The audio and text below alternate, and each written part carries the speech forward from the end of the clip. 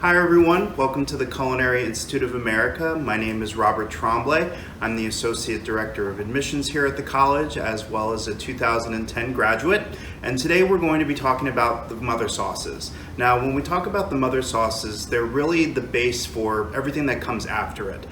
The way that I like to compare the mother sauces is sort of when we talk about painting. When you think of your primary colors, you think of the myriad of different options that can come out of blending those three different colors together. That's how we kind of look at the mother sauces. There's 5 of them that we're going to talk a little bit about today and focus on one of them in particular. So the 5 mother sauces are brown sauce or Espanol sauce. We also have hollandaise sauce as well as tomato sauce. And then there's a velouté, which is one of the 2 white sauces that we use. And then there's also bechamel. So bechamel is what we're going to be making today. And it's really a base that can be taken in a number of different areas. But essentially what it is just a thickened flavored cream sauce. So when you think of macaroni and cheese, when you think of Mornay sauce, when you think of just any type of general thickened cream sauce, that's what we're talking about when we talk about bechamel. So that base that we're going to build is going to allow us to work into a number of different areas. When we look at the other options of the mother sauces, when we work back through our brown sauces and into hollandaise and different things like that, each one of those bases is about building out into other options. So it's really about mastering the technique and the science that goes into those bases, and then from there you're just tweaking and changing some of possibly the aromatics, some of the basic ingredients that are going into it, so changing up the liquids and that sort of thing. It's really about understanding that base and being able to build your sauces from there. So when we talk about a bechamel, the bechamel sauce is actually part of the white sauce family. So that includes the velouté, as I mentioned before. But with these types of sauces, what we're actually using to build them up and build that base is a thickening agent called a roux. That's really the classic technique for building these bases and building these mother sauces. Very classical French style of cooking. There are other ways to thicken sauces. You can do straight reduction. That's an option for some places, as well as using a slurry, which is a combination of water and cornstarch. But the classic approach is to utilize a roux, which is a combination of fat and flour, typically an AP flour, but you can use other variations. However, typically the best formula is to use an AP flour, but it's an equal part fat to equal part flour, and that ratio is always done by weight. You never want to build a roux through liquid volume measurements. You want to focus on doing it by weight. That way your consistencies are always going to be accurate and you're always going to get the same result when you go to produce it. One of the main reasons for that is when we talk about a substance like flour is that it really retains a lot of moisture. So when you're working with an ingredient like flour in the summertime, it actually has a different weight to it than when you're working with it in the wintertime. So by retaining that moisture, it's going to throw off your recipe and it's going to throw off essentially what you're working with in terms of how you're working with those ingredients. So weight is really an important measurement when we talk about working with a roux. So for the preparation of the roux that we're going to make today for our bechamel, the bechamel sauce is a white sauce, so it's actually going to use a white roux. That's the lightest cooking of a roux that there is. There's actually 4 different stages. So there's white roux, blonde roux, brown roux, and dark roux. And then in some Creole Cajun cooking, they actually use a black roux, where they actually cook it even beyond the dark stage. But when we talk about the thickening agent and the thickening capabilities of a roux, the longer you cook it, the less thickening ability it has. So when we talk about AP flour, there's actually an enzyme that's in it naturally that if you don't apply heat to it and actually start to cook it, won't cause that enzyme to release and won't allow it to become a thickening agent. So that's why we go through the process of cooking a roux. The combination of the fat and the flour and the cooking element is so that we can release that enzyme and allow the flour to take on a thickening process. So to do that, we're just going to get our fat into our pan. We've got 4 ounces of melted butter. Now, real classic French cooking, you're actually going to use clarified butter, but for this instance, you can use whole butter if you want to, or vegetable oil.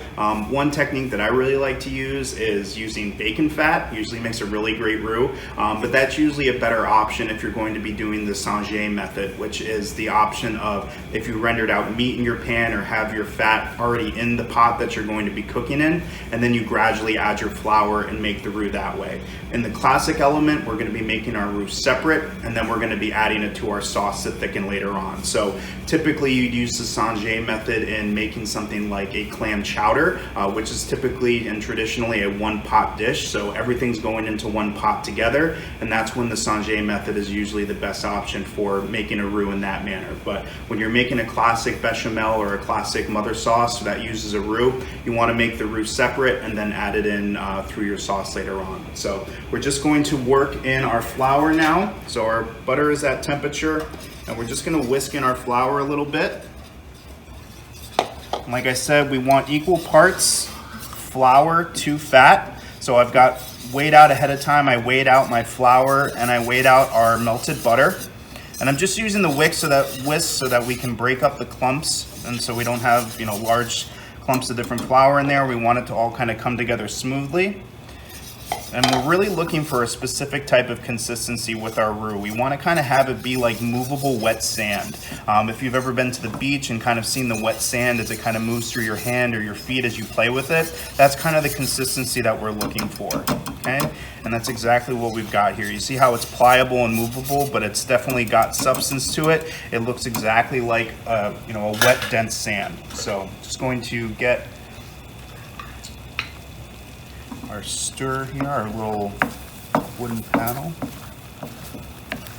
and we're just going to work this. So what we're doing now is we're cooking out that starch. So we really want to cook out that raw flavor from the flour. That's what's going to release that enzyme and allow this to become a thickening agent. It's going to make it nice and toasty, and it's going to really add some nice warm nutty flavors to our dish, as well as be a thickening agent. So you're really only going to need to go for about 4 or 5 minutes with this. It shouldn't take too long to get it to that blonde state, or that white state I should say.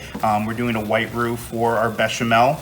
The blonde roux would go into a velouté, or for like an espagnole sauce, you would use your brown roux, and then anything darker than that, you would probably be using it in something like a gumbo or any type of Cajun type of cooking that's usually reserved for the darker roux. So you can see how it's nice and pliable and really movable, and we're getting exactly what we're looking for. So our roux has been going for a few minutes now. You can see how the bubbles in our roux are starting to get slow and pronounced. That's exactly what we're looking for. And with regard to the roux, like I said, you only need to cook it for about 4 or 5 minutes. Once you smell that raw state coming out of the flour, that's really how you know you've reached the white roux state. So it shouldn't take very long at all. Anything beyond where we are right now would kind of be getting closer to the blonde roux state, and that's not what we're looking to do. We want to just keep it the way it is, and we're going to set this off to the side until we need it. So we've got our roux all set and cooked off, and it's just resting on the side until we're ready to incorporate it into our bechamel.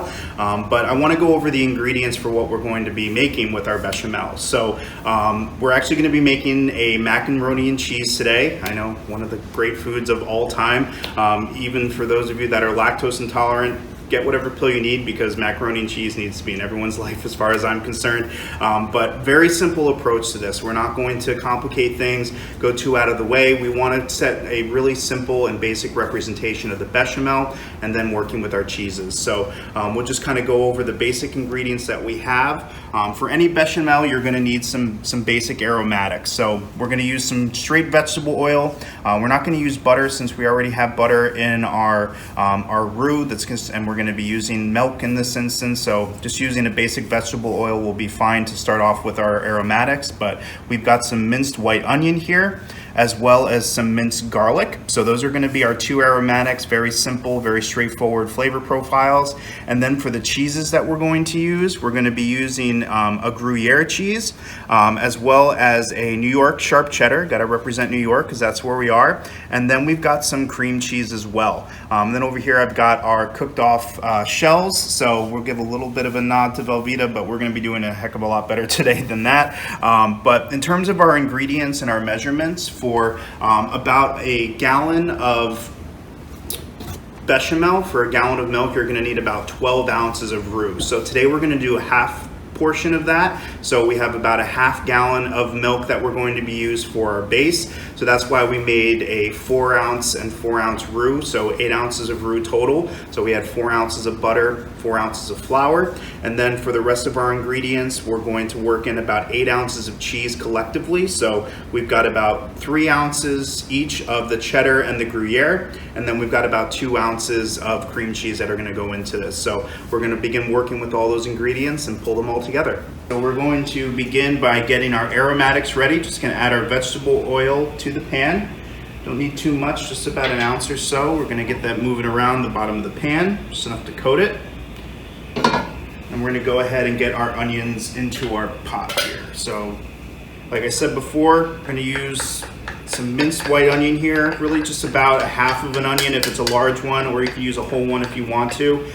Really with the aromatics, you want them to be minced because you want to have knife cuts that are going to somewhat dissolve into the macaroni and cheese, if that makes sense. They're still going to be there, but they're going to be so tender that they're not going to be overly noticed to the palate or to the tooth. And the reason for that is we don't want to have big chunks of crunch going through our macaroni and cheese. We want it to be consistent, and we want it to have a nice smooth consistency.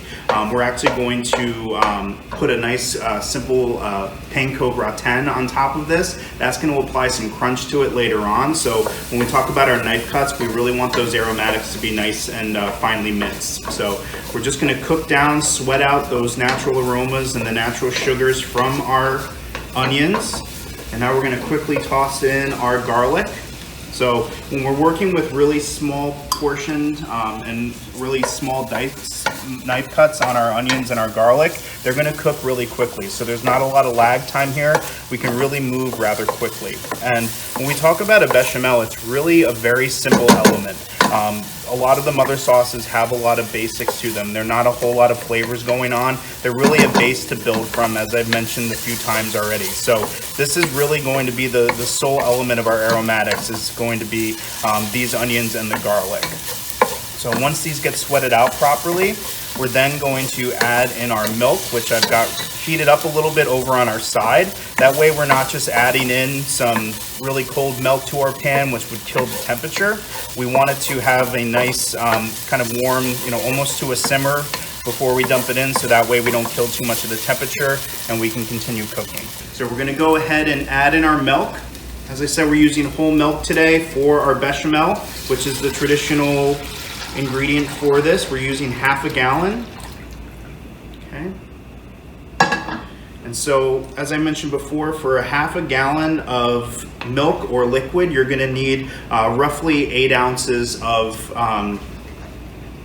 roux. So within that, we're going to let this come up to temperature a little bit. One of the most important things with working a roux into your sauce is making sure that once you've added your roux, you let it come up to a simmer.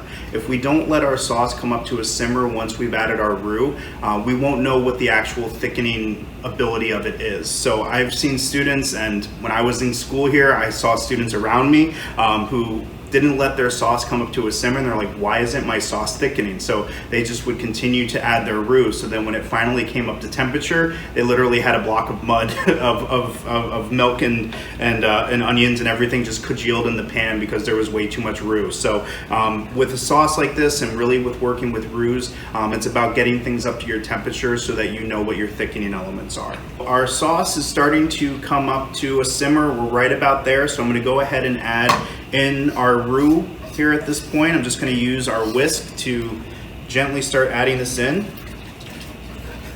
Okay, and we're going to put just about all of it in from the very start because we've followed our ratios properly.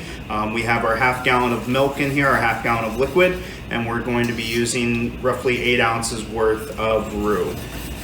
Okay. So like I said before, very important to let this come up to a simmer so that way we can make sure that our thickening agent is done properly and we've gotten our full effects coming out of it. Okay.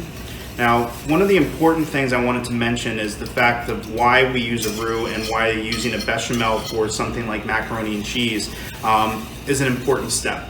because when we go to work in our cheese into this, we're dealing with different fat consistencies. So we really want to generate some type of an emulsification. I've seen a lot of cooks on TV and people making macaroni and cheese where they'll just put milk on a stove and add cheese till it starts to get thick, and that's what they use as their thickening agent. The problem with doing that is when you go to reheat it later on, those different fat consistencies will start to separate, and then you're stuck with grease at the bottom of your pan and then little globs of cheese everywhere. We want this to emulsify in a lot of ways. We want it to be liquid gold, as you've heard on TV and things like that, but that's really what we want. We want it to remain together. We want it fully emulsified. So once this comes up to our temperature, once we start to have the simmer and we get the right consistency of the sauce that we're looking for, that's when we're going to start to add our cheese, and then we'll work it in from there and have a beautiful built bechamel and cheese sauce. One thing I wanted to touch on at this stage of everything is to make sure that your sauce stays at a simmer and it doesn't go to a boil. If you let your sauce get to a boil, that's what's going to cause the fat in the roux to start to separate, the fat in the milk to separate. You can generate clumps. We want a nice, smooth element to our sauce here. Now, what we need to do now in this instance is let it simmer for about 20 to 30 minutes. The reason that we want to do that is we need to give this sauce time to let all of that flour and that starchiness cook out of this and let it all kind of come together and let those starches do their thing. We'll get it properly thickened. We're already at a really nice consistency, as you can see, but we really want to just give this time to let it cook together so that way it doesn't end up grainy. I can't tell you how many times I've gone to restaurants and bars where they've done, pretzels with cheese dipping sauce, and it's got that grainy consistency. That's because you don't give it time to let that roux cook all the way through. So you really want to be conscious of that so that you end up with a really smooth product at the very end. So we're going to let this go for, like I said, about 20-30 minutes at a gentle simmer, and then we're going to start to add in our cheese. Our bechamel has been simmering now for about 25 minutes or so. You want to come in and take a look here, and we'll show you where we're at. We've got a nice gentle simmer still going with our sauce. You can see those bubbles percolating a little bit, but we've got a nice thickness going with our sauce, absolutely perfect. I'm gonna give it a quick taste. I've been seasoning a little bit as we went along, but I wanna wait until this stage to really do the bulk of my seasoning, because as it starts to thicken, it's gonna condense even more, so we wanna get it to the right seasoning before we start to add our cheese. So I'm gonna go ahead and taste it right now. Almost right there. We're gonna add a little bit more salt here, not too much. Just a little bit there. A little bit of black pepper as well. You can use white pepper if you want to, but for me personally, I like the flavor of black pepper a lot better. So really it's just a matter of preference in terms of what you want to see going into your sauce. But our sauce is right there, so we're gonna start to incorporate our cheeses. We're gonna go with the Gruyere first. So about 3 ounces of shredded Gruyere is going in here. We're gonna, in total, use about 8 ounces worth of cheese. So basically, we have half a gallon worth of milk in here. So we did about 8 ounces worth of roux. And then for our cheeses, we're gonna need about 8 ounces of cheese to go in there. So once you've added your first cheese and it's melted into your sauce, we're gonna go ahead and add our next one. So we're gonna add in our cheddar cheese now.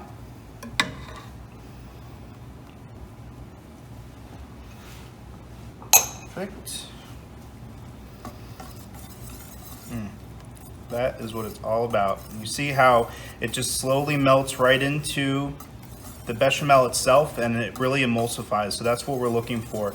We're looking to get those flavors coming out. I can already smell the Gruyere and that sharp cheddar coming out. Oh, it's fantastic. Now we're gonna work in our cream cheese. Now the cream cheese I like because it's gonna add some tang to it, but it's gonna add some extra creaminess to this as well. So that little zinginess that comes from the cream cheese, the cultures that are in it, as well as the sharpness of the cheddar and the Gruyere. This is really one of my favorite combinations. One of my other favorite combinations is when I'm making, per se, like a lobster mac and cheese. I'll usually use a number of different cheeses, but goat cheese is a really good complement to working with that. That's one of my favorites to work into a mac and cheese for that type of element. You can really play around and incorporate any type of flavors that you want to this. So I know this isn't going to be the traditional, bright yellow color that we normally think of when we see macaroni and cheese, but that's because we started off with the traditional bechamel sauce. sauce. So we really want those things to remain consistent. So we're gonna give this a quick taste here, just to make sure that we've got everything done properly.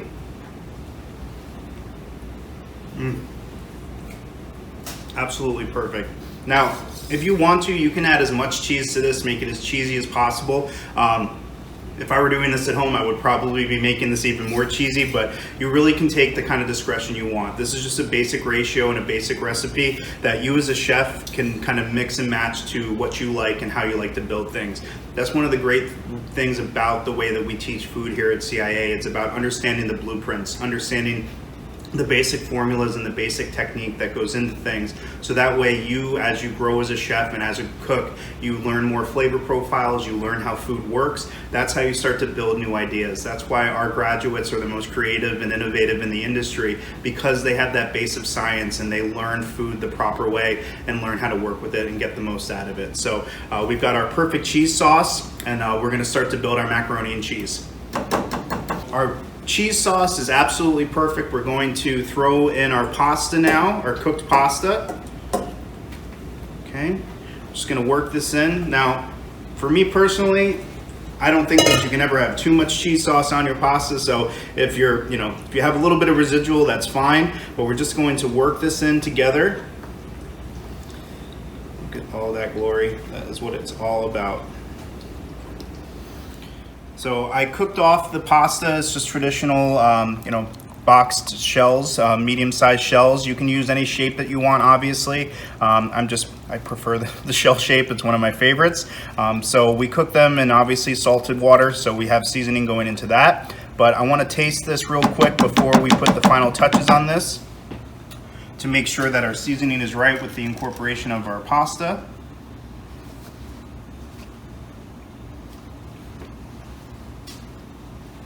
Perfect. That is what it's all about. So now we're ready to begin plating our macaroni and cheese and putting our finishing touches on it. In front of me, what I have here is just a simple gratin that we made out of panko breadcrumb, a little bit of melted butter, and some pecorino romano cheese. This is what I did was I put the melted butter into the panko, added some of the cheese, mixed it together till it was pliable, and then I rolled it out into these thin circles that you can see here. Rolled it out into like a baking sheet, basically, so that it was nice and thin, and then I cut it out to the sides of the bowls that we're going to use. So this is going to be our topping that's going to go on top of the mac and cheese, and then we're going to flash it in the oven underneath the broiler, get it all crispy, bubbly, and delicious, so we have that nice crunch and texture difference between the mac and cheese and our topping. So just going to get some mac and cheese into our bowl here. I've greased the bowl up a little bit with a little bit of butter, but this mac and cheese has a lot of love in it, so it should be pretty good to go. But we're gonna get a good portion in here.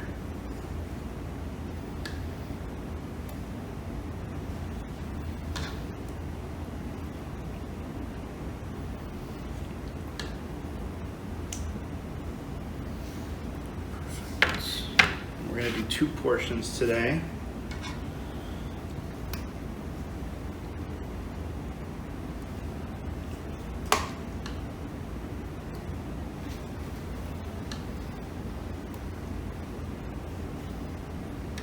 Glory in the world right here.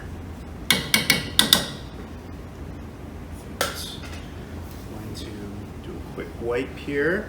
You always want to make sure, especially if you're going to be reheating something or cooking something and what you're going to be serving it in, that you have the outside clean, because anything that you cook onto this is going to decolorize the bowl itself, and you want to have a nice clean presentation for your guests. So we're going to get our cutouts, our gratin right on top here. And now we're going to get them underneath the broiler and give them a nice sear on top, so that way we get them nice, crispy, and bubbly. So we've got our broiler on high. We're just going to pop these underneath and let them do their thing. Shouldn't take too long for them to cook.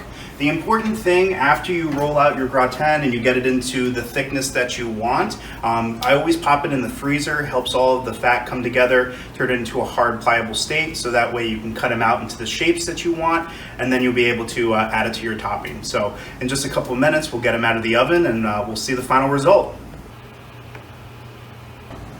Our mac and cheese has been in underneath the broiler for about 2 minutes or so. We've developed some really nice color here. Just want to get a little bit darker, so what I'm going to do is I'm going to pop it back in for just this couple of seconds.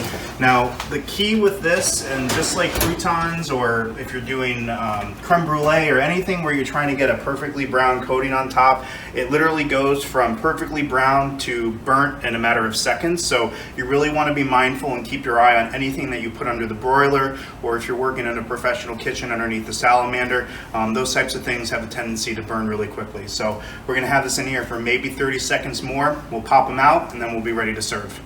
All right, so it just got our beautiful caramelized topping and macaroni and cheese out of the oven. Everything's looking fantastic. If you want to come in, I'll give you a quick look at what we developed on top. That gratin that I talked about before, the butter, the pecorino romano cheese, and the panko breadcrumb.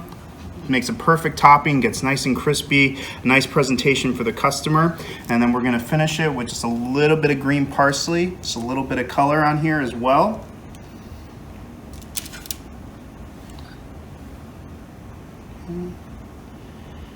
Perfect. And then we're gonna plate these up side by side.